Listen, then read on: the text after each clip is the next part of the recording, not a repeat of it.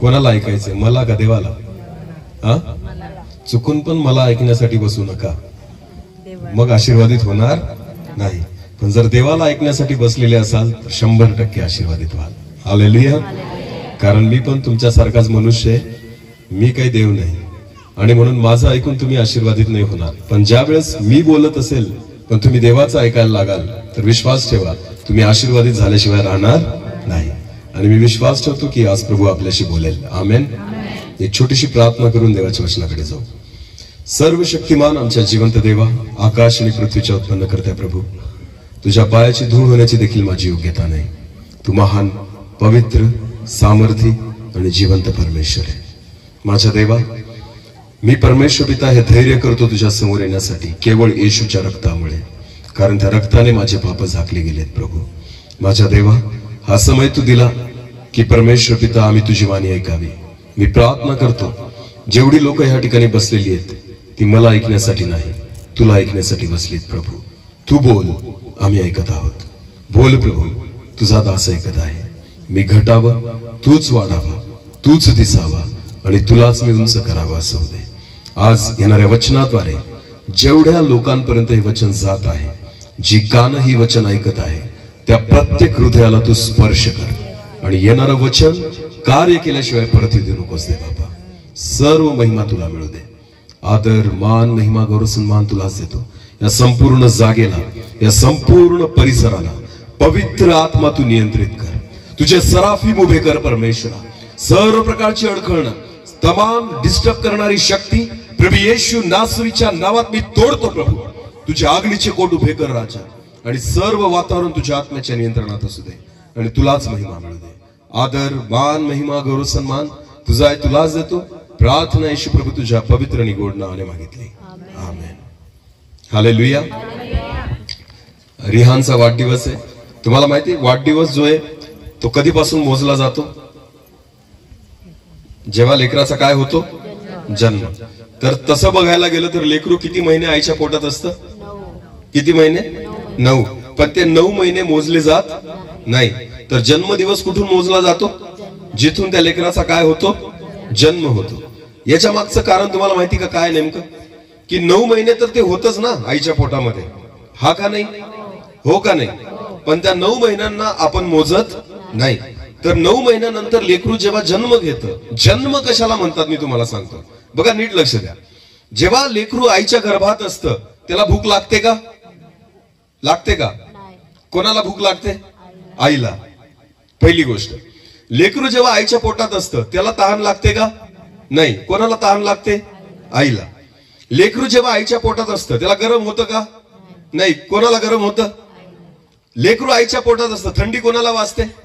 लेकराला वाजते का? नाही. म्हणजे कोणत्याच गोष्टी लेकराला फील होत नाही. पण जसं लेकरू जन्म घेतं भूक कोणाला लागते? भूक कोणाला लागायला लागते? तहान कोणाला लागते? थंडी कोणाला वाजते? लेकराला. समजते तुम्हाला मी काय सांगतोय? गरम कोणाला व्हायला लागतं? रडतो कोण? लेकरू. हसतो कोण? पोटात असताना रडण्याचा आवाज आला कधी? नाही. हसण्याचा आवाज आला नाही. पण जसं जन्म घेतं हसायला लागतं, रडायला लागतं, ते खायला लागतं, भूक लागायला लागती, तहान लागायला लागती. या सगळ्या गोष्टींची नवीन सुरुवात कुठून होते? जन्मापासून. बोला कुठून होते? जन्म ही तुमची आणि माझी सुरुवात आहे. बोला काय? जन्म तुमची आणि माझी सुरुवात आहे. म्हणून 9 महिने मोजले नाही जात, तर जिथून बाळ जन्माला येतं त्या दिवसापासून गणलं जातं. हालेलुया. तिथून त्या बाळाला अधिकार प्राप्त होतात, तिथून त्याला नाव प्राप्त होतं, तिथून त्याला ओळख प्राप्त होते, तिथून त्याला परिवार प्राप्त होतो. सगळ्या गोष्टी ह्या जन्मानंतरच मिळतात. हालेलुया. म्हणून जन्म जो आहे तो फार महत्वाचा दिवस आहे. आमेन. आणि म्हणून आज या परिवारामध्ये हा जन्म दिवस साजरा करतायत. जन्म म्हणजे सुरुवात. बोला जन्म म्हणजे काय? प्रत्येक गोष्टीची सुरुवात. चांगल्या गोष्टीची सुरुवात आणि वाईट गोष्टींची पण सुरुवात. समजतं मी तुम्हाला काय सांगतोय? आईच्या गर्भात असणारं बाळ पाप करू शकतं का? खोटं बोलू शकतं का? वाईट वागू शकतं का? नाही. पण जसं ते जन्माला येतं, जन्म घेतल्यानंतर जसं वाढायला लागतं, तर तो चांगल्या गोष्टीही करू शकतो आणि वाईट गोष्टी सुद्धा करू शकतो. म्हणजे दोघं गोष्टींची सुरुवात कुठून होते? बोला बोला कुठून होते? जन्मापासून. जन्म ही प्रत्येक गोष्टीची सुरुवात आहे. आणि म्हणून देवाच्या वचनामध्ये जन्माविषयी प्रभू येशू ख्रिस्ताने एका ठिकाणी फार सुंदर उल्लेख केलेला आहे. नीट लक्ष द्या. त्या जन्माविषयी, पहिला जन्म जो तुम्ही तुमच्या आईच्या उदरातून घेतात, तुम्हाला जग दिसतं. बोला, काय दिसतं? जग दिसतं. जगामध्ये कायमस्वरूपी राहणार आहेत का? राहणार आहेत का? नाही. मग कुठं जाल? हा, कायम नाही इथं राहायचं तर जायचं कुठे मग? हा, मोठ्याने बोला. कुठं? नक्की? किती जणांना जायचंय स्वर्गात? हा, जायचंय का? बाकीच्यांची इच्छा नाही, इथंच बरं आहे आमचं. तुम्ही कितीही म्हटलं इथं राहायचंय तरी राहू शकत नाही. जास्तीत जास्त आजकालच्या जगामध्ये किती वर्ष जगाल? 60 वर्ष, 70 वर्ष, 80 वर्ष, याच्यावर जगू शकत. जुने माणसं 100च्या पार गेले. आत्ताचे 60च्या पार जातात का नाही याचं पण टेन्शन आहे का नाही? आहे का नाही? म्हणजे मला हे म्हणायचंय, आईने दिलेला जन्म तुम्हाला जग दाखवतो. बोला, काय दाखवतं? जे जास्त काळ टिकू शकत, ज्याचा आनंद तुम्ही जास्त काळ घेऊ शकत, ज्याच्यामध्ये तुम्ही जास्त काळ जगू शकत नाही. पण तुम्हाला माहिती का, बायबल देवाच्या वचनामध्ये एक जन्म आहे. जो जन्म जर तुम्ही घेतला तर पहिली गोष्ट, तुम्हाला जग नाही दिसणार, तुम्हाला स्वर्ग दिसेल. हालेलुया. दुसरी गोष्ट, तो जन्म जर तुम्ही घेतला तर तुमचं आयुष्य कधी संपणार नाही. आमेन. आणि तिसरी गोष्ट, त्या आयुष्यामध्ये कधी दुःख, त्रास आणि कोणत्याच अडचणींनी समस्या येणार नाही. म्हणजे ह्या जन्मापेक्षा तो जन्म फार चांगला आहे. आमेन. तर कोणता जन्म पाहिजे मग? हा का तो? हा का तो? नीट लक्ष द्या. आपण आनंद ह्या जन्माचा करतो, पण हे जन्म, हे आयुष्य, हे जग जास्त काळ आपण पाहू शकणार नाही. म्हणून देवाच्या वचनामध्ये एका ठिकाणी प्रभू येशू ख्रिस्ताने म्हटलेलं आहे. आपण वचन काढू. योहान कृष्णवर्तमान याचा 3रा अध्याय. योहान कृष्णवर्तमान याचा 3रा अध्याय, वचन 1 पासून पुढे वाचू आपण.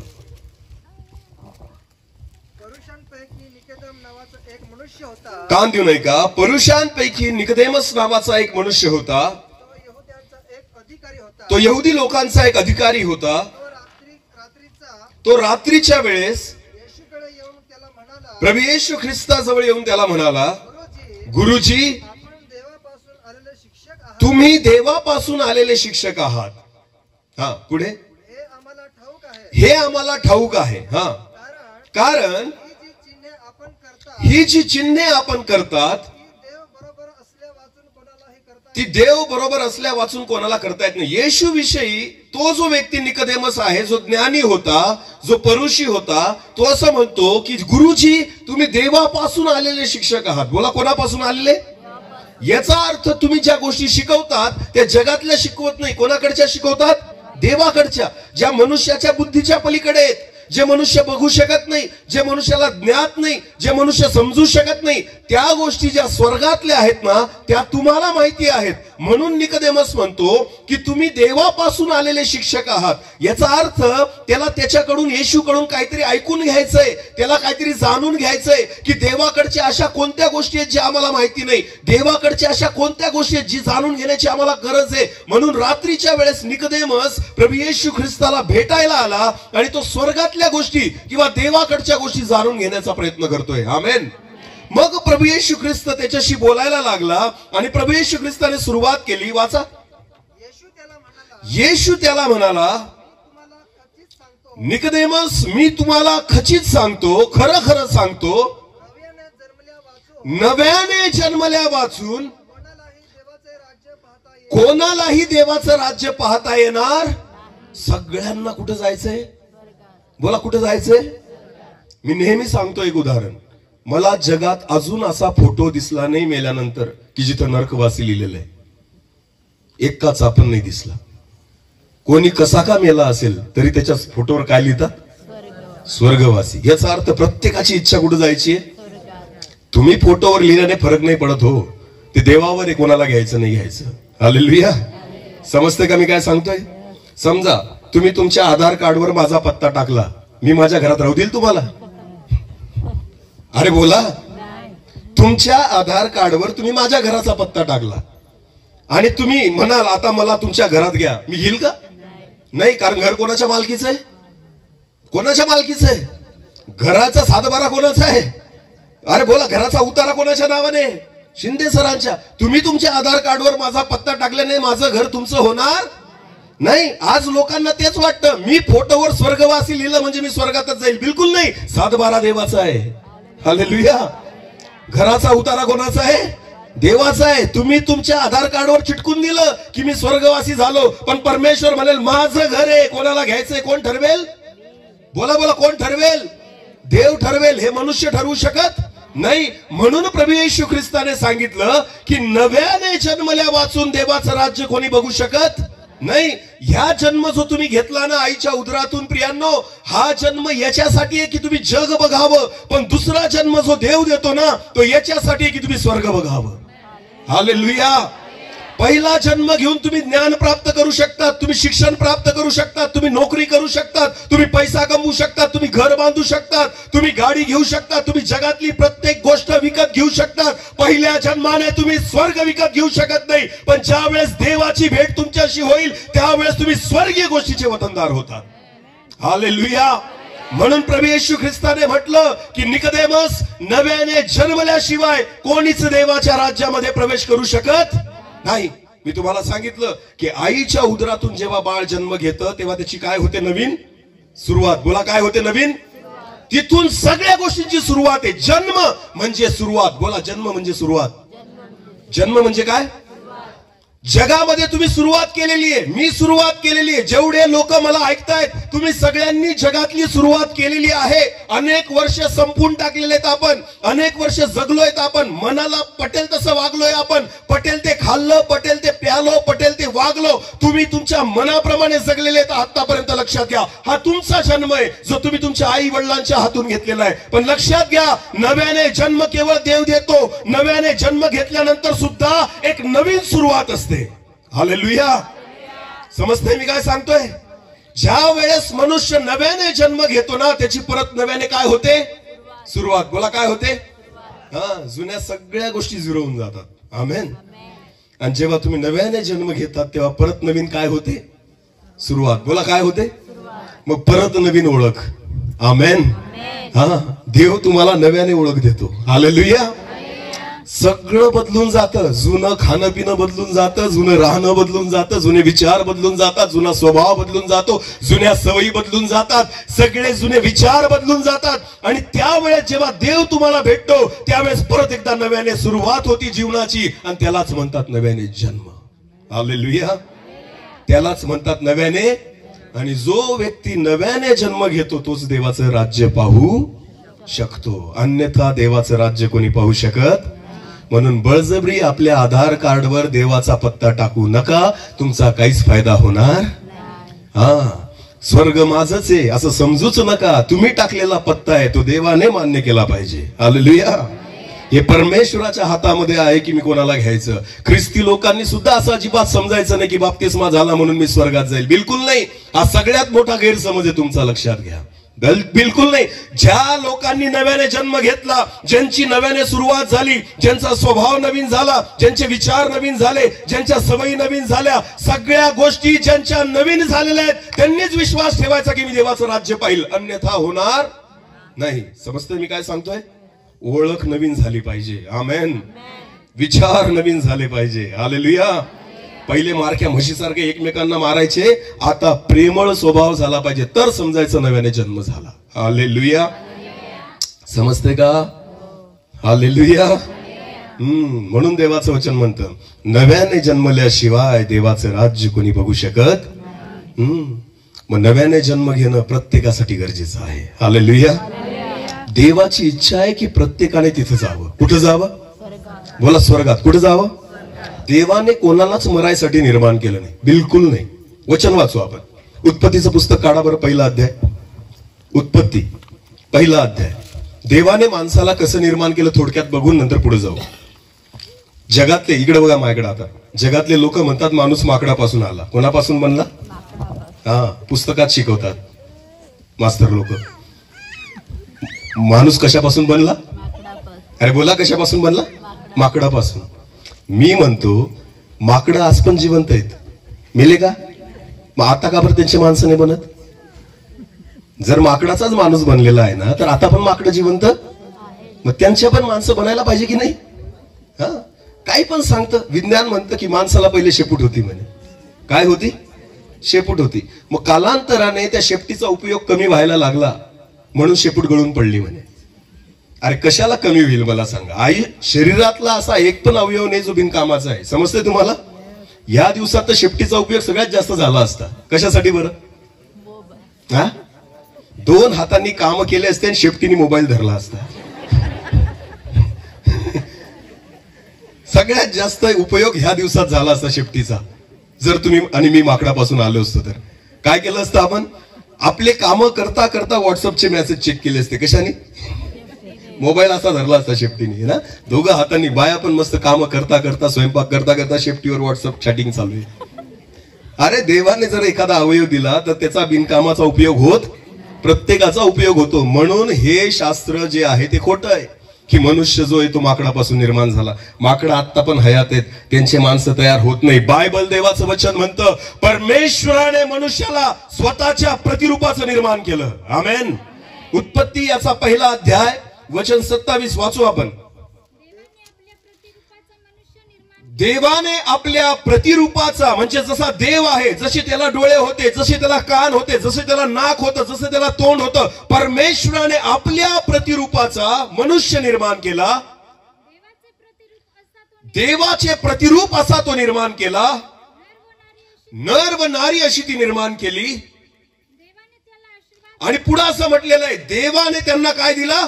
आशीर्वाद दिला. पुढे वाचा. देव त्यांना म्हणाला फलद्रूप व्हा, बहुगुणित व्हा, पृथ्वी व्यापून टाका आणि ती सत्तेखाली आणा. नीट लक्ष द्या. जेव्हा पहिला मनुष्य जन्माला आला, बायबल असं म्हणतं त्या मनुष्याच्या जन्मानंतर देवाने त्यांना आशीर्वाद दिला. बोला काय दिला? आशीर्वाद दिला. त्यावेळेस मरण नव्हतं. काय नव्हतं? मरण नव्हतं. एक वचन वाचू, आपल्याला कळेल. चला परत एकदा एक वचन वाचा. उत्पत्ती याचा 2 अध्याय वचन 7 पासून पुढे.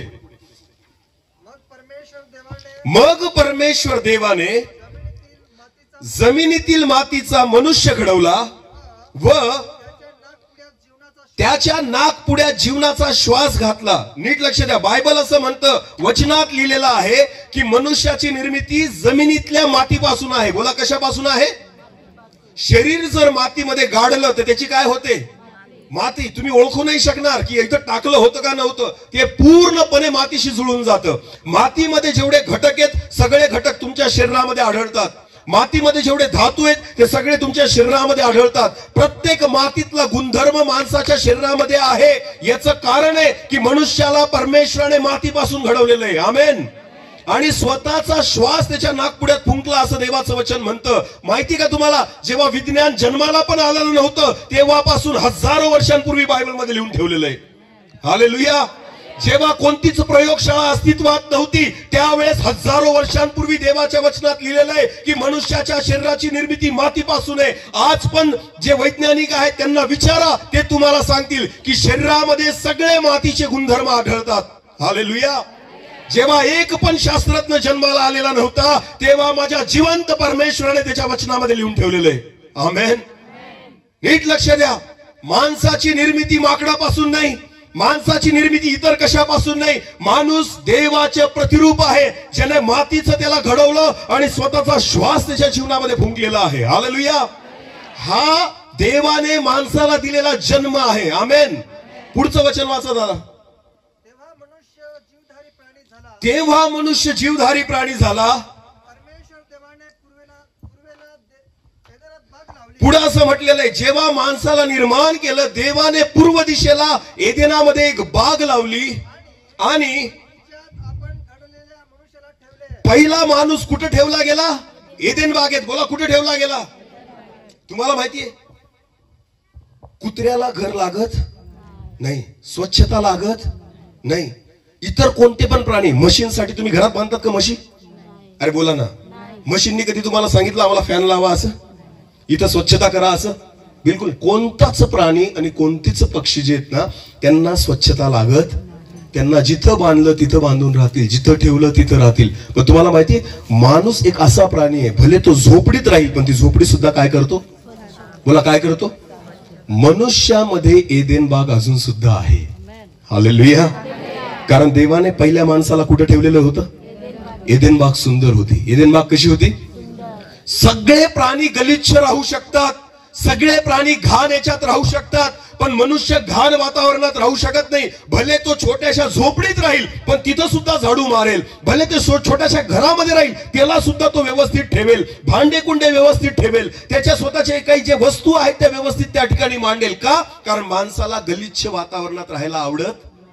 घर बांधायला लावलं तुम्हाला तर कसं बांधाल? पैसे दिले पाहिजे तेवढे घ्या, कसं घर बांधाल?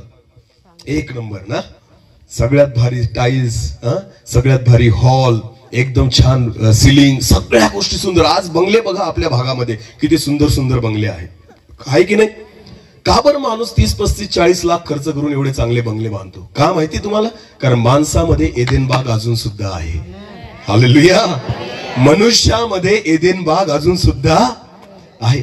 भले पापामुळे देवाने त्याला एदेन बागेतून बाहेर काढलं, पण एदेन बाग अजून सुद्धा आपल्या मनामध्ये आहे. म्हणून चांगलं घर लागतं आपल्याला, चांगली गाडी लागती, चांगले कपडे पाहिजे, सगळं चांगलं खाणं पाहिजे. का? कारण माणसाला पहिल्या मनुष्यापासून सवय आहे चांगलं खाण्याची आणि चांगलं राहण्याची. आमेन. माकडापासून असताना तर आपण झाडावर पण राहून गेलो असतो. समजतंय का? आपल्याला घराची गरज पडली, बायकोला म्हटलं असतं तू त्या झाडावर मी ह्या झाडावर, झाला आपला संसार. आपले पिल्ल पण दोन्ही दुसऱ्या झाडांवर राहून जातील. अरे खरे की खोट आहे? आपल्याला घर का लागतं? कारण आहे त्याच्या माग. देवाने माणसाला स्वतःच्या प्रतिरूपाचं बनवलं. देव स्वतः घाण गोष्टीत राहू शकत नाही, म्हणून त्याने बनवलेल्या मनुष्याला सुद्धा एका सुंदर बागेमध्ये ठेवलं. म्हणून मनुष्याने पाप केलं तेव्हा देवाने त्याला एदेन मधून काढलं, एदेन बागेतून काढलं, पण बाग आतून निघाली नाही. आमेन. मग तो झोपडीत जाऊन जरी राहिला ना तरी स्वच्छच राहिला, झोपडीत जाऊन राहिला तरी तिला सुंदर करूनच राहिला. आमेन. नाताळ आला की घर कसं करतो आपण? सजवतो, स्वच्छ करतो. हालेलुया. आपल्या ऐपतीप्रमाणे करतो. खरं आहे की नाही? जेवढं होईल, जेवढा पैसा आपल्याकडे असेल तेवढं करतो, पण जेवढं होईल तेवढं चांगलं दाखवण्याचा प्रयत्न करतो. आमेन. ही एदेन बाग आहे. हालेलुया. की देवाने माणसाला, याच्यावरून कळतं की तुम्ही आणि मी, आपले जे पूर्वज आहेत ना, कुठे राहायचे? आदाम आणि हवा एदेन बागेत. बोला, कुठे राहायचे? ही गोष्ट नाहीये, बायबल सत्य आहे. आमेन. मी तुम्हाला गोष्ट नाही सांगते, हे सत्य आहे. हालेलुया. नीट लक्ष द्या. मी पुरावे देतोय त्याचे तुम्हाला, मी सांगतोय तुम्हाला कशा रीतीने या गोष्टी. म्हणून देवाचं वचन म्हणतं, वाचा 8वं वचन परत एकदा. परमेश्वर देवाने पूर्वेला एदेनात बाग लावली आणि तिच्यामध्ये आपण निर्माण केलेल्या मनुष्याला ठेवले. पुढे, परमेश्वर देवाने दिसण्यास कसं? सुंदर, अन्नासाठी उपयोगी अशी सर्व जातीची झाडे, बागेच्या मध्यभागी जीवनाचे झाड आणि बऱ्या वाईटाचं ज्ञान करून देणारं झाड ही जमिनीतून उगवली. आता नीट लक्ष द्या.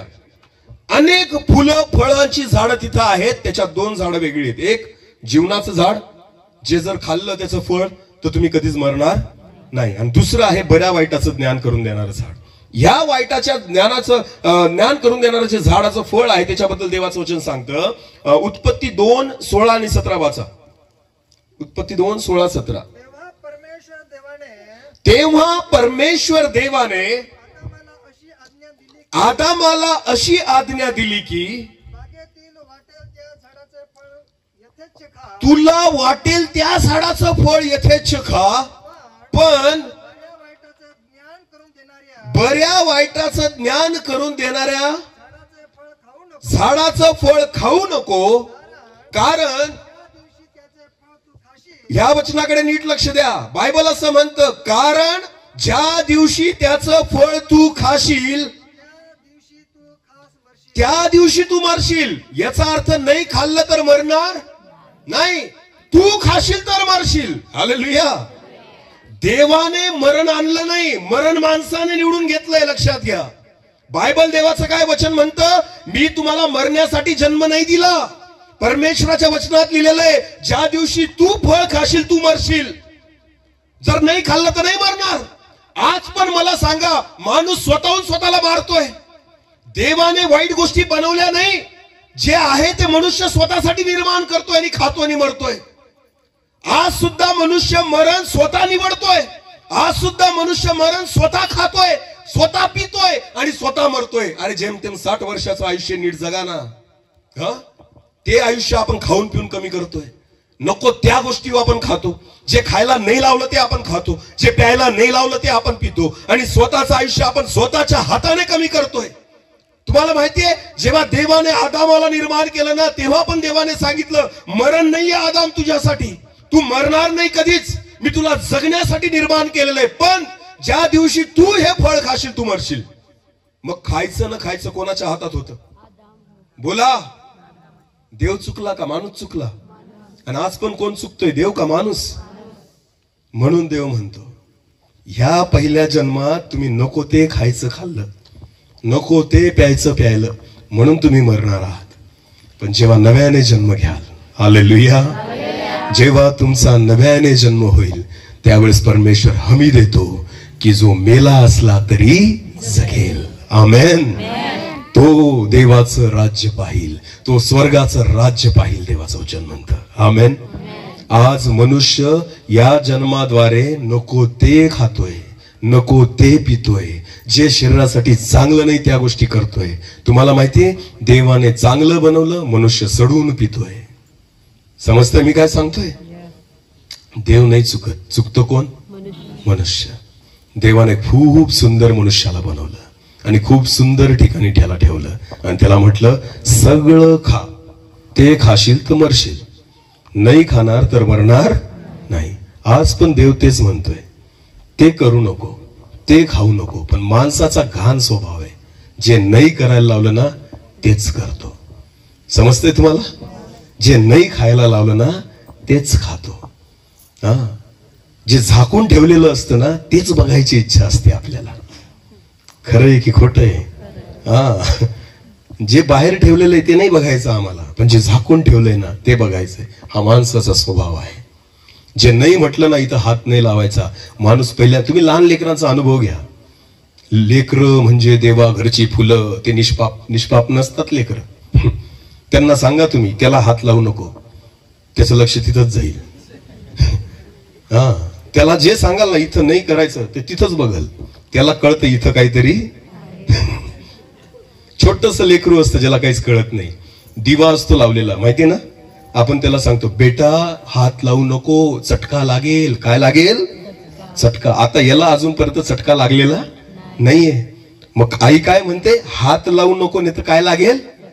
मग याला वाटतं चटका काहीतरी आहे, जो मला लागला तरच मला कळेल. हालेलुया. मग नाही सांगितलं ना हात लावायला, हा आईचं लक्ष तिकडं गेलं की हा लगेच तिथं जाईल आणि काय लावेल? बोट लावेल. कशासाठी? याला काय अनुभव करायचा आहे? आणि जेव्हा लागतो तेव्हा बोंबलायला लागतो. हा माणसाचा स्वभाव आहे. समजते तुम्हाला? स्वतः करायचं आणि नंतर रडायचं, स्वतः करायचं नंतर डोक्याला हात लावायचा, स्वतः खायचं, स्वतः प्यायचं. किडन्या खराब झाल्या मग देव आठवतो, देवा मला बरं कर. प्यायला तुला बरं वाटत होतं? रोज सकाळ संध्याकाळ 2 टाइम पित होता तेव्हा तुला फार छान वाटत होतं. घरातले भांडे कुंडे विकून टाकले, चांगला संसार तू त्या ठिकाणी उद्ध्वस्त केला. बिचाऱ्या लेकरांना कपडे घेऊन देत नव्हता, एवढी दारू स्वतः पित होता पूर्ण दिवसभर त्या ठिकाणी. मी तुम्हाला माहिती प्रियांनो, आज मी तुम्हाला सांगतो, मी सुद्धा त्याच्यामधूनच आलेलो आहे. पिणारा खाणारा होतो मी प्रभूला धन्यवाद देतो की त्याने मला नव्याने जन्म दिला.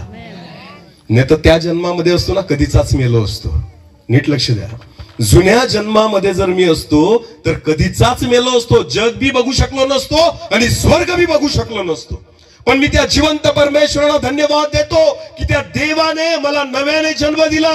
हे जग तर मी बघतोच आहे, पण मी विश्वास ठेवतो मला ते सुद्धा बघायचंय, ते देवाकडे आहे. आमेन, आमेन. अरे जनावर पण जगतात, त्यांच्यात आणि तुमच्यात आणि माझ्यात काय फरक आहे मला सांगा? परमेश्वर जनावरांना नाही म्हणत की मी तुम्हाला स्वर्गामध्ये घेऊन जाईल, पण देवाने मनुष्यासाठी केवळ ती जागा ठेवलेली आहे. हालेलुया.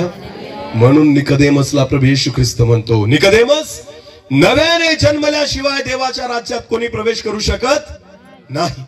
आज प्रत्येक व्यक्तीला गरज आहे नव्याने जन्म घेण्याची, आणि हे तेव्हा शक्य आहे प्रियांनो. लक्षात घ्या, ज्या वेळेस तुमची ओळख जिवंत परमेश्वरासोबत होईल, ज्या वेळेस तुमचा आमना सामना जिवंत परमेश्वरासोबत होईल, ज्या वेळेस तुम्ही जाणून घ्याल की देव कोण आहे, ज्या वेळेस तुम्ही समजून घ्याल की परमेश्वराने तुम्हाला कसं निर्माण केलेलं आहे, ज्या वेळेस जिवंत देवाचा आमना सामना तुमच्याशी होईल, मी विश्वासाने सांगतो तुम्ही तसे राहू शकत नाही, तुम्ही बदलून जाल, नव्याने जन्म घ्याल. आमेन. जसा मी घेतला. हालेलुया. मी तर ख्रिस्तीच परिवारात जन्मलो, तरी 25 वर्षापर्यंत सगळं चालत होतं. तंबाखू खायचो, गुटखा खायचो, दारू प्यायचो, सिगरेट प्यायचो, सगळे पाप करत होतो 25-26 वर्ष. का? कारण नव्याने जन्म झालाच नाही, येशू ख्रिस्ताला भेटलोच नाही, येशूची ओळख करूनच घेतली नाही, देवाच्या समोर कधी गेलोच नाही, म्हणून देवाची भेट झाली नाही, म्हणून जुन्याच जीवनात जगच बघत होतो. अजून देवाचं राज्य बघण्याची वेळ आली नाही. हालेलुया. हालेलुया. नीट लक्ष द्या. एक वचन वाचू चला आपण. लूकऋषी वर्तमान याचा 19वा अध्याय. लूकऋषी वर्तमान अध्याय 19 वचन 1 पासून पुढे. येशूने यरीहो मध्ये प्रवेश केला आणि तिथून तो पुढे जात होता, तेव्हा पहा जक्कई नावाचा कोणी एक मनुष्य होता. तो मुख्य जकातदार, श्रीमंत व्यक्ती होता. जकातदार, जकातदार म्हणजे टॅक्स कलेक्टर, जो जकात गोळा करणार आहे. 2 नंबरचे पैसे. बोला कोणते पैसे? लोकांना लुटणारा व्यक्ती होता जक्कई. आणि श्रीमंत होता, धनवान होता, 2 नंबरचे पैसे कमवून कमवून स्वतःचे पेट्या भरून ठेवलेल्या होता, असा व्यक्ती होता जक्कई. पुढे वाचा. येशू कोण आहे हे पाहण्याचा जक्कई प्रयत्न करत होता. नीट लक्ष द्या. जक्कई सकाळपासून संध्याकाळपर्यंत त्याच्या टेबलावर बसलेला असायचा. काय गोळा करण्यासाठी? जकात. बोला काय गोळा करण्यासाठी? पैसे. जितक्या वेळ बसेल तेवढे पैसे भेटतील असं काम होतं जक्कईचं. हालेलुया. पण त्या दिवशी त्याच्या गावामध्ये कोण येणार होता? येशू. आता जक्कईला कोणाला बघायचं होतं? येशूला. येशूला बघण्यासाठी जक्कईला काय करावं लागलं? पहिली गोष्ट, त्याला त्याचं काम सोडावं लागलं. बोला काय करावं लागलं? आजचा दिवस गेला तरी चालेल, पण मला कोणाला बघायचंय? आज पैसे कमी कमवेल, पण मला कोणाला बघायचंय? आज 2 नंबरचे पैसे नाही भेटले तरी चालतील, पण मला कोणाला बघायचंय? देवाला बघण्यासाठी काही ना काही सोडायची तयारी ठेवा. हालेलुया. ज्या व्यक्तीला जगात चुकीच्या गोष्टी सोडायच्या नसतात, तो जिवंत देवाकडे कधीच येणार नाही. लक्षात घ्या. तुम्हाला जर त्या ठिकाणी जनावरांसारखंच जगायचं असेल ना, तर तुम्हाला देव कधीच भेटणार नाही. पण ज्याला वाटतंय की मी बदलावं, ज्याला वाटतं माझं जीवन बदलावं, ज्याला वाटतं मी माणसासारखं जगावं, ज्याला वाटतं माझा परिवार आशीर्वादित व्हावा, ज्याला वाटतं मला जिवंत देवाची ओळख व्हावी, केवळ त्यालाच देव सापडतो. लक्षात घ्या. ज्यांना आपलं आयुष्य जनावराप्रमाणे जगायचंय, कुठं पण लोळायचंय, कसं पण राहायचंय, घाणीमध्ये बडबडत राहायचंय ना, अशांसाठी देव नाहीये. पण ज्यांना वाटतंय की प्रभू मी घाणीत आहे मला काढ, मी पापात आहे मला काढ, मी घाण गोष्टींमध्ये मला काढ, ज्या व्यक्तीच्या मनामध्ये ही आशा आहे ना, मी तुम्हाला विश्वासाने सांगतो देव तुम्हाला भेटेल. आमेन. आमेन. आहे त्या परिस्थितीत आनंद करू नका, कारण देवाने तुम्हाला घाण गोष्टींसाठी नाही, स्वर्गीय गोष्टींसाठी बनवलेलं आहे. आमेन. परमेश्वराने तुम्हाला जनावरांसारखं जगण्यासाठी नाही, पण परमेश्वराने तुम्हाला देवासारखं जगण्यासाठी निर्माण केलेलं आहे. जक्कईने स्वतःचं काम धंदा सोडला, त्या दिवशी 2 नंबरचा पैसा सोडला आणि जक्कई उठला. कोणाला बघण्यासाठी? येशूला. बोला कोणाला बघण्यासाठी? येशूला. पुढे वाचा. वाचा वाचा वाचा. वचन म्हणतं गर्दीमुळे जक्कईला दिसत नव्हतं, त्याचं काही चाले ना. पुढे तो ठेंगणा होता, तेव्हा तो पुढे धावत जाऊन त्याला पाहण्यासाठी उंबराच्या झाडावर चढला. येशूला त्या वाटेने जायचे होते. वचन सांगतं येशू त्या जागेवर येताच येशूने दृष्टी वर केली. पुढं आणि येशूने जक्कईला हाक मारली आणि म्हटले, जक्कईया त्वरा करून खाली ये, कारण मला आज तुझ्या घरी यायचं आहे. आमेन. हालेलुया. हा, नीट लक्ष द्या. जेव्हा येशूला, देवाला शोधण्याचा तुम्ही प्रयत्न करतात ना, तेव्हा देव स्वतः तुम्हाला शोधून काढेल. आमेन. हालेलुया. देवाला शोधायला इकडं तिकडं जावं लागत नाही, कारण तो एका ठिकाणी राहत नाही. हालेलुया. आज माणूस देवाला शोधत फिरतोय आणि देव तुम्हाला शोधत फिरतोय.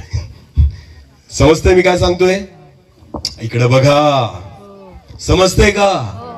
आज माणूस इकडं तिकडं कोणाला शोधत फिरतोय? देवाला. आणि देव कोणाला शोधत फिरतोय? आपल्याला. हालेलुया. माणसामध्ये एवढी बुद्धी नाही की तुम्ही देवाला शोधाल, मनुष्यामध्ये एवढी योग्यता नाही की तुम्ही देवाला शोधाल. फक्त मनामध्ये विश्वास ठेवा की देव मला प्राप्त व्हावा. मी तुम्हाला सांगतो, देव तुम्हाला शोधेल. आमेन. देव स्वतः तुम्हाला शोधून काढेल. अरे माणसामध्ये एवढी योग्यता तरी आहे का की तो देवाला शोधून काढेल? मला सांगा. आपल्याला माहितीच नाही देव कुठे आहे. हालेलुया. पण देवाला माहिती आपण कुठे आहे. हालेलुया. म्हणून मी तुम्हाला सांगतो, देवाला शोधत इकडे तिकडे फिरू नका. मी तुम्हाला सांगतो, देव तुम्हाला शोधत फिरत आहे. आमेन. देवा जवळ येणं म्हणजे केवळ देवावर विश्वास ठेवणं आहे. हालेलुया. खऱ्या मनात विश्वास ठेवा की जिवंत देव भेटावा. मी विश्वासाने सांगतो, स्वतः देव तुम्हाला शोधून काढेल. आमेन. जक्कई येशू पर्यंत नाही गेला. बायबल म्हणते येशू जक्कयापर्यंत आला. हालेलुया. जक्कयाला येशू ख्रिस्ताने शोधून काढलं आणि म्हटलं, जक्कया उंबराच्या झाडावरून खाली उतर, कारण मला तुझ्या घरी यायचंय. आमेन. गरज आहे तुझ्या घरी येण्याची, गरज आहे तुझं घर बदलण्याची, गरज आहे तुझं जीवन बदलण्याची. म्हणून जक्कया मला तुझ्या घरी यायचंय. पुढे वाचा. तेव्हा जक्कयाने त्वरेने लवकर तो खाली उतरला आणि आनंदाने प्रभू येशू ख्रिस्ताचं काय केलं? त्याने स्वागत केलं. बोला, काय केलं? देवाचं स्वागत करा. हालेलुया. काय करा? आदर करा, त्याचा स्वागत करा. मी तुम्हाला सांगतो, बाकी सगळ्या गोष्टी देव करेल. आमेन. आपण देवाचाच आदर करत नाही म्हणून देव प्राप्त होत नाही. देवावर विश्वास ठेवा, देवाचा आदर करा. जक्कई पापी होता, जक्कई लुबाडणारा होता, जक्कई 2 नंबरचे पैसे कमवणारा होता, लोकांना लुटणारा होता. पण जक्कईने 2 गोष्टी चांगल्या केल्या. काय? पहिली गोष्ट, काम धंदा सोडला. कोणाला बघण्यासाठी? येशूला. हालेलुया. अरे एक दिवस तर वाईट गोष्टी सोडा. मी तुम्हाला सांगतो, देव भेटेल तुम्हाला. आमेन. एक दिवस पिणं खाणं सोडा, देव भेटेल तुम्हाला. एक दिवस तर काहीतरी त्याग करण्याचा प्रयत्न करा, देव भेटेल तुम्हाला. पण एक दिवस तर काढा. हालेलुया. बरं, कोणाचा फायदा होणार आहे? हे चांगलं केल्याने फायदा कोणाचा होणार आहे? स्वतःचाच. याच्यात देवाचा काही फायदा आहे का? तुमच्याकडून देवाला काही फायदा आहे का? तुमची प्रॉपर्टी पाहिजे का देवाला? तुमचं घर सातबारा पाहिजे का देवाला? अरे त्या देवाकडे सगळं आहे.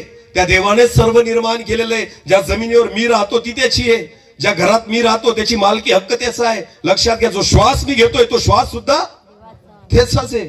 आपलं आहेच काय? सगळं त्याचंच आहे. आमेन. त्या देवाला आपण काही नाही देऊ शकत आणि तो मागत पण नाही. तो म्हणतो विश्वास ठेव. हालेलुया. काय ठेव? फक्त. आणि तुम्ही नका शोधू देवाला, देव स्वतः शोधून काढेल. फक्त विश्वास ठेवा. आमेन. हालेलुया. जक्कयाच्या घरी कोण गेला? येशू गेला. पुढे वाचा. हे पाहून सर्व लोक कुरकुर करत. आता नीट लक्ष द्या. जसा येशू ख्रिस्त जक्कयाच्या घरी गेला, सगळे लोक पाहून कुरकुर करायला लागले. कोणते लोक? ज्यांच्या घरी येशू गेला नाही, जे येशू सोबत फिरत होते, गर्दी करत होते. या सगळ्यांनी पाहिलं. जक्कया कोणाच्या घरी येशू गेला? जक्कयाच्या घरी गेला. आणि सगळे लोक कुरकुर करत. का कुरकुर करत होते? वाचा पुढं. पापी मनुष्याच्या घरी. कारण पापी मनुष्याच्या घरी हा उतरायला गेला. सगळं गाव ओळखत होतं जक्कयाला. जक्कई काय? बोला, जक्कई काय? बघा, तो श्रीमंत होता पण त्याची ओळख काय होती? पापी म्हणून. बोला, काय होती? सगळ्या गावाला माहिती होता पापी आहे. याचा अर्थ तो कसा पाप करत असेल विचार करा. हालेलुया. जक्कयाचे पाप झाकलेले नव्हते, उघड होते. सगळ्या जगाला माहिती होतं हा पापी आहे. तरी त्याच्या घरी कोण गेला? कोण गेला? येशू. आमेन. पुढे वाचा. तेव्हा जक्कई उभा राहून प्रभूला म्हणाला. आता नीट लक्ष द्या. जेव्हा या पाप्याच्या घरी येशू गेला, तर हा पापी व्यक्ती जक्कई उभा राहून येशूला म्हणाला, प्रभूजी पहा, प्रभूजी पहा, मी आपले अर्धे द्रव्य मी माझा अर्धा पैसा गरिबांना वाटून देतो. आणि ज्या लोकांकडून 2 नंबरचा अन्यायाचा पैसा कमवला, लुबाडून पैसा कमवला, त्यांचे 4 पट परत करून देतो. हालेलुया. देणारा व्यक्ती, घेणारा व्यक्ती काय झाला? जो आतापर्यंत घेणारा होता तो एका क्षणात काय होऊन गेला? एका दिवसात जक्कई कंगाल व्हायला तयार झाला. का? कारण आज त्याला पैशांपेक्षा मौल्यवान अशी गोष्ट मिळाली, तो म्हणजे जिवंत परमेश्वर. हालेलुया. हालेलुया. ज्या दिवशी देवाच्या समोर तुम्ही याल ना, मी तुम्हाला विश्वासाने सांगतो, नव्याने जन्म होईल. आमेन. नवीन सुरुवात होईल. जक्कयाची ही नवीन सुरुवात होती. आमेन. आजपर्यंत त्यांनी त्याचा पैसा कधीच गरिबांना दिला नाही. 2 नंबर ज्याच्याकडून घेतले होते त्याला परत पैसे केले नाही. पण तो आज म्हणतो मी अर्धी प्रॉपर्टी गरिबांना वाटून देतो आणि ज्यांच्याकडून चुकीचं कमवलेलं आहे त्यांना चौपट परत करतो. यालाच म्हणतात नव्याने सुरुवात करणं, यालाच म्हणतात नव्याने जन्म होणं, यालाच म्हणतात नवीन स्वभाव धारण करणं. आणि ज्या व्यक्तीचा नव्याने जन्म होतो त्या व्यक्तीसाठी देवाचं वचन म्हणतं की देवाचं राज्य तुम्ही बघाल. आमेन. हालेलुया. येशू काय बोलला त्याच्यानंतर? येशूने म्हटले आज ह्या घराला तारण प्राप्त झालेले. पुढे कारण हाही अब्रामाचा पुत्र आहे. पुढे कारण येशू स्वतःविषयी म्हणतो कारण मनुष्याचा पुत्र हरवलेल्यांना शोधण्यासाठी व तारण्यासाठी आलेला आहे. आमेन. माझा प्रभू जो आहे ना तो याच्यासाठी आला, जे हरवलेले त्यांना काय करावं? शोधावं. कोण हरवलेले बोला? आपल्या व्यसनामध्ये, आपल्या पापामध्ये, आपल्या 2 नंबरच्या गोष्टींमध्ये, सगळ्या जगातल्या घाण गोष्टींमध्ये आपण हरवून गेलेलो आहे. अशांनाच शोधण्यासाठी कोण आला? येशू आला. आमेन. मी हरवलो होतो, देवाने मला शोधून काढलं. मी नाही शोधलं त्याला, त्याने मला शोधलं. मी फक्त विश्वास ठेवला. हालेलुया. वचन म्हणतं अनुभव घेऊन पहा परमेश्वर किती चांगला आहे. आमेन. आमेन. प्रियांनो, हा जन्म तुम्हाला स्वर्ग पाहू देणार नाही, पण नव्याने जन्म स्वर्ग निश्चित पाहू देईल. हालेलुया. या जन्माने फक्त जग आणि जगातलं सुख तुम्ही अनुभव कराल, त्याच्यानंतर काय नाही माहिती. पण जर नव्याने जन्म घ्याल, इथं पण सुखी राहाल आणि तिथं पण सुखी राहाल. हालेलुया. गॅरंटेड सांगतोय मी. आमेन. ही माझी गॅरंटी नाहीये, ही वचनाची गॅरंटी आहे. हालेलुया. कोणाची गॅरंटी आहे? वचनाची गॅरंटी आहे. होईल तसंच. आमेन. मनुष्याचा पुत्र हरवलेले शोधण्यासाठी आणि तारण्यासाठी आलेला आहे. आमेन. जर आज कोणी इथं हरवलेलं असेल, आपल्या पापामध्ये जगत असेल, जर तुमचं आयुष्य पूर्णपणे नाशाकडे चाललेलं असेल, सुटतच नाही, बऱ्याचदा प्रयत्न केले तरी सुद्धा घरामध्ये अशांतता, भांडण आहे, नवरा बायकोचं जमत नाही, लेकरांशी जमत नाही, घरामध्ये अशांतता आहे, एकमेकांसोबत प्रेम नाही, मी तुम्हाला सांगतो आज देव तुमची भेट घेऊ इच्छितो. हालेलुया. विश्वास ठेवा. तुम्ही शोधू नका, तो स्वतः तुम्हाला शोधून काढेल. आमेन. इथं जेवढे लोक बसलेले, जेवढे मला ऐकतायत, मला तुमचे नाव माहिती नाही, पण मी विश्वासाने सांगतो तुमच्या सगळ्यांचे नाव त्या देवाला माहिती आहेत. हालेलुया. कारण ज्यावेळेस जक्कयाजवळ येशू गेला ना, त्याला नाव घेऊन बोलवलं, जक्कया खाली उतर. हालेलुया. यरीहो शहरामध्ये हजारो लोक राहत होते. त्या येशूच्या आजूबाजूला हजारोंची गर्दी होती. या हजारोंमध्ये येशूला त्या व्यक्तीचं नाव माहिती होतं ज्याने त्याच्यावर विश्वास ठेवला. आमेन. मी विश्वासाने सांगतो, कदाचित तुमचं नाव तुमच्या गावातल्या लोकांना माहिती नसेल, देवाच्या दासांना माहिती नसेल, मला माहिती नसेल, पण मी विश्वासाने सांगतो जर तुम्ही हरवलेले आहात, नुसता विश्वास ठेवा. मी तुम्हाला सांगतो नावानिशी प्रभू तुम्हाला हाक मारेल. आमेन. कारण हरवलेले शोधण्यासाठी आणि तारण्यासाठीच प्रभू येशू ख्रिस्त या जगामध्ये आला. आमेन. हाच तो नव्याने जन्म आहे. आमेन. की जिथं तुम्ही नवीन सुरुवात करतात, सगळं बदलून जातं.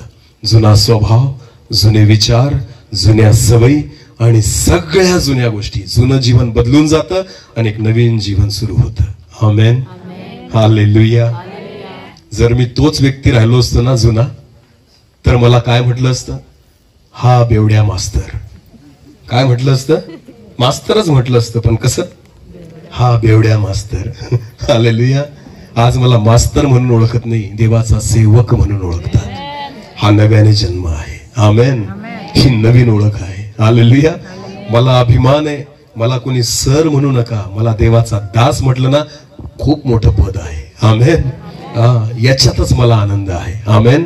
कारण हे पद इथं पण टिकेल आणि तिथं पण टिकेल. हालेलुया. तिथं गेल्यावर देव मला नाही विचारणार किती पगार कमवायचा, बिलकुल नाही.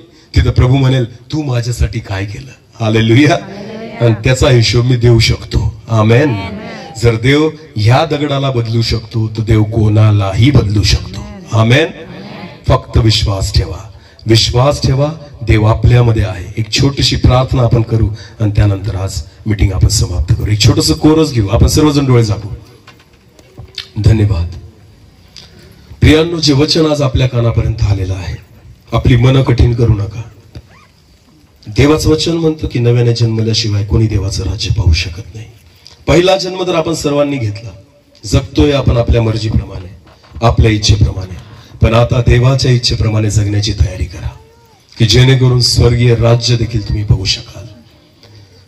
जग आणि जगातल्या गोष्टी संपत चाललेल्या आहेत, पण लक्षात घ्या, जर स्वर्गीय गोष्टींकडे मन लावाल तर ती गोष्ट कधीच न संपणारी आहे. एक छोटस कोरस घेऊ आणि आपण प्रार्थना करू.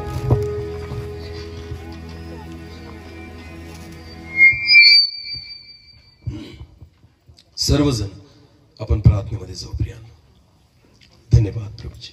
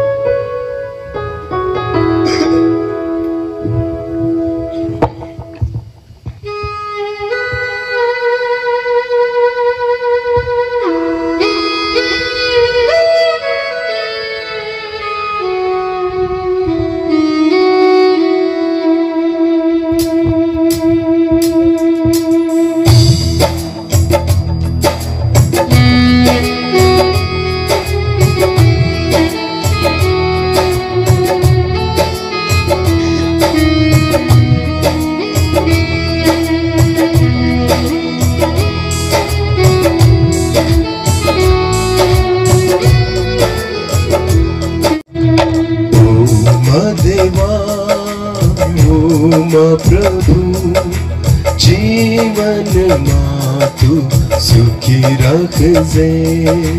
ओम देवा ओम प्रभु जीवन मातु सुखी रखजे. जीवन में संकट आविता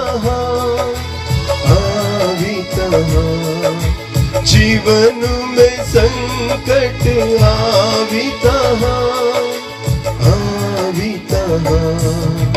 आरी रे जेरा देवा संभाळी ले जे. आरी रे जेरा देवा संभाळी ले जे. ओम देवा ओम प्रभु जीवन मातु सुखी रखजे. ओम देवा ओम प्रभु जीवन मातु सुखी रखजे. जीवन में दुखे आविता जीवन में दुखे आविता सुखे दे जेरा देवा संभाळी ले जे. सुखे दे जेरा देवा संभाळी ले जे. ओम देवा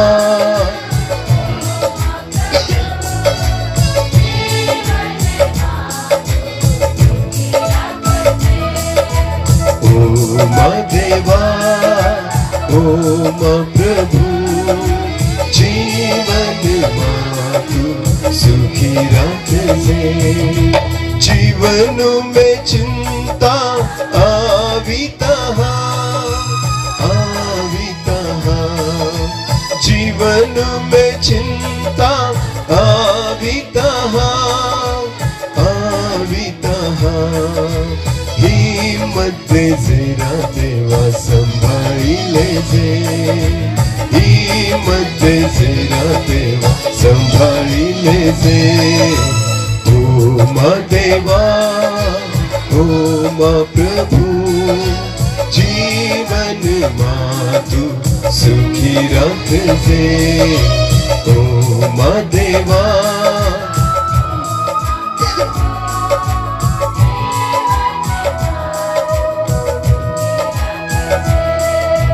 अंत समय पाही आविता अंत समय पाही आविता